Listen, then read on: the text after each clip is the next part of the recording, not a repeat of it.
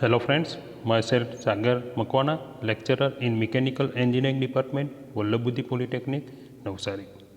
Today we are going to learn topic method of constructing network diagram of our subject IM and unit number 2 CPM PERT.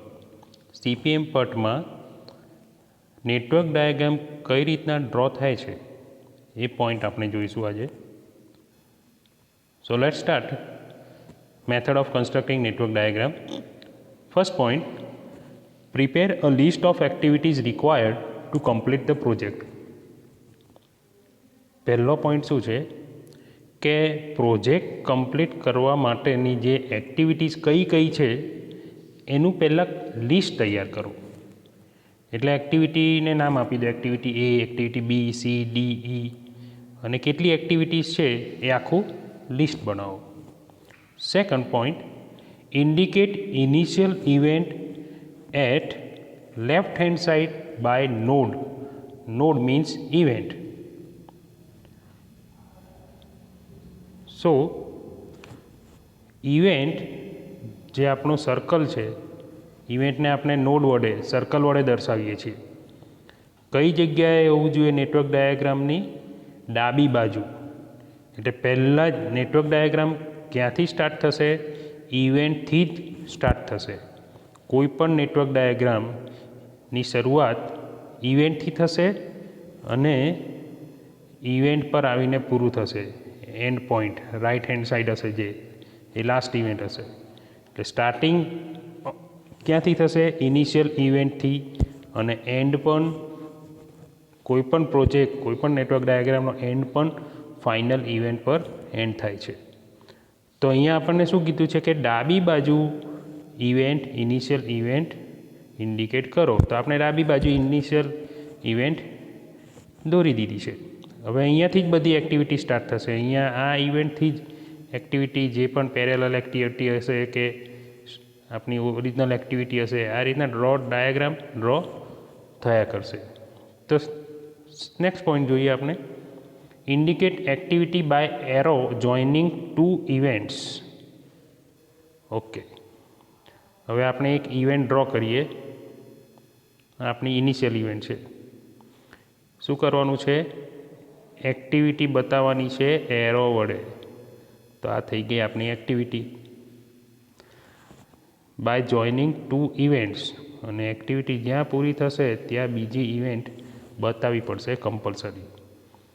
એટલે આ ફરજિયાત કોઈ પણ activity ઇવેન્ટથી start થશે અને event પર આવીને પૂરી થશે. આટલું ખાસ યાદ રાખજો.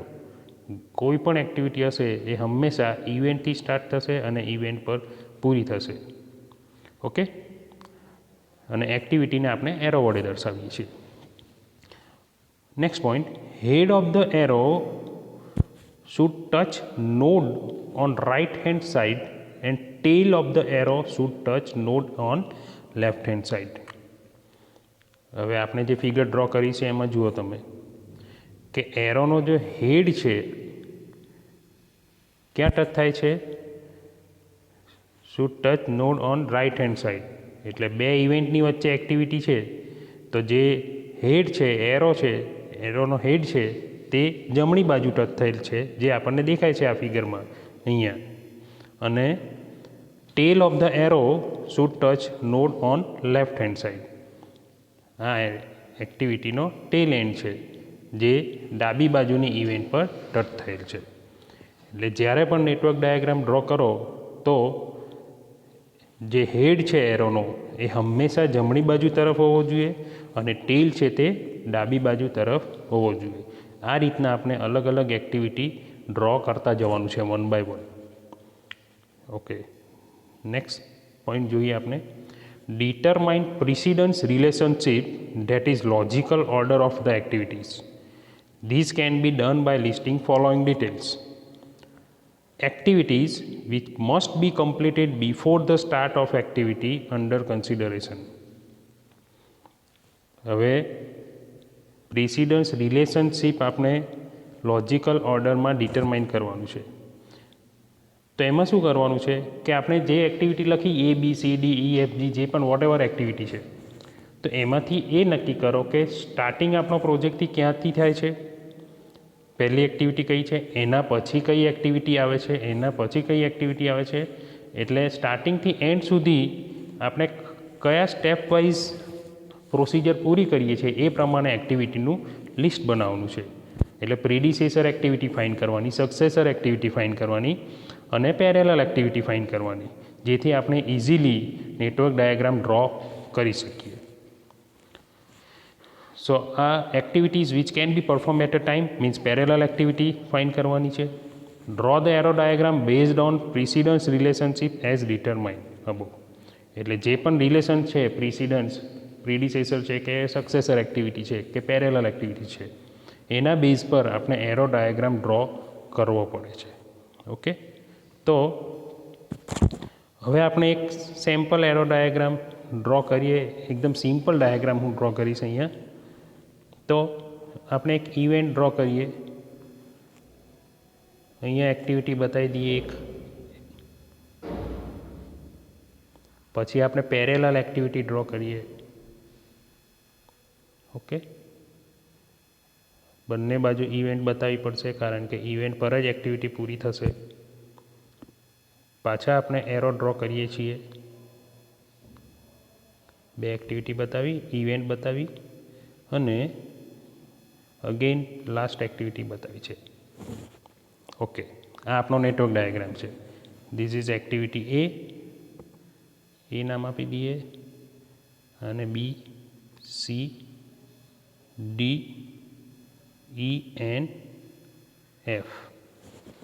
ઓકે, તો આપણે હવે શું કરવાનું છે, જે એક્ટિવિટી સ્ટાર્ટિંગ છે એને પહેલાં ડ્રો કરો. તો અહીંયા આપણે એક્ટિવિટી એ છે એ પહેલાં ડ્રો કરી. હવે તમે ફિગરમાં જોજો, એક્ટિવિટી બી અને સી સાથે સ્ટાર્ટ થાય છે, પેરેલલ એક્ટિવિટી છે. દેન બી જ્યારે કમ્પ્લીટ થાય છે ત્યારે એક્ટિવિટી ડીની શરૂઆત થાય છે. એટલે ડીની પ્રીડિસેસર એક્ટિવિટી છે એક્ટિવિટી બી.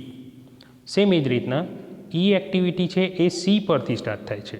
સી જ્યારે પૂરું થાય છે એક્ટિવિટી ત્યારે જ ઈ ચાલુ થાય છે. એટલે ઈ માટે પ્રીડિસેસર એક્ટિવિટી થશે સી. હવે બી અને સી બંનેની પ્રીડિસેસર એક્ટિવિટી છે એ, કારણ કે એ પૂરી થાય પછી બી અને સી સાથે ચાલુ થાય છે. ઓકે, હવે ડી અને ઈ પાછા એક ઇવેન્ટ પર મળે છે અને ડી અને ઈમાંથી એક્ટિવિટી એફ નીકળે છે. એટલે એફ માટે પ્રીડિસેસર એક્ટિવિટી થશે એક્ટિવિટી ડી એન્ડ ઈ. તો આ રીતના પ્રીડિસેસર રિલેશનશિપ, પ્રિસિડન્સ રિલેશનશિપ કયા કયા છે એને ધ્યાનમાં રાખી અને આપણે નેટવર્ક ડાયાગ્રામ ડ્રો કરી શકીએ. અહીંયા એક્ટિવિટી એ છે એના માટે પ્રીડિસેસર એક્ટિવિટી કોઈ નથી. બી છે એના માટે પ્રીડિસેસર છે એ, એક્ટિવિટી એ. સી માટે પ્રીડિસેસર પણ એક્ટિવિટી છે એ. ડી માટે પ્રીડિસેસર છે બી. ઈ માટે પ્રીડિસેસર છે સી. દેન એફ માટે પ્રીડિસેસર છે ડી અને ઈ બંને, કારણ કે બંનેમાંથી એફ નીકળે છે એ બંને એક્ટિવિટી જ્યારે મળે છે ત્યારે. તો આપણને રકમમાં પ્રીડિસેસર રિલેશનશિપ આપેલી હોય છે એના પરથી આપણે નેટવર્ક ડાયાગ્રામ ડ્રો કરવો પડે છે. ઓકે, તો આપણે એક્ઝામ્પલ કરીશું ત્યારે વધારે ખ્યાલ આવશે આ ટૉપિક કે કઈ રીતના નેટવર્ક ડાયાગ્રામ ડ્રો થાય છે. આના પછીના લેક્ચરમાં આપણે ફલ્કરસન્સ રૂલ્સ શું છે એ સમજીશું, કારણ કે ઇવેન્ટ છે, ઇવેન્ટને નંબરિંગ ખાસ કરવું પડે છે. તો ફલ્કરસન્સ રૂલ્સ જ્યારે કમ્પ્લીટ થાય પછી આપણે એક્ઝામ્પલ સ્ટાર્ટ કરીશું. So this is the method of constructing network diagram. I hope you understand this method. If you have any query, then you can directly contact me or call me. Okay, thank you.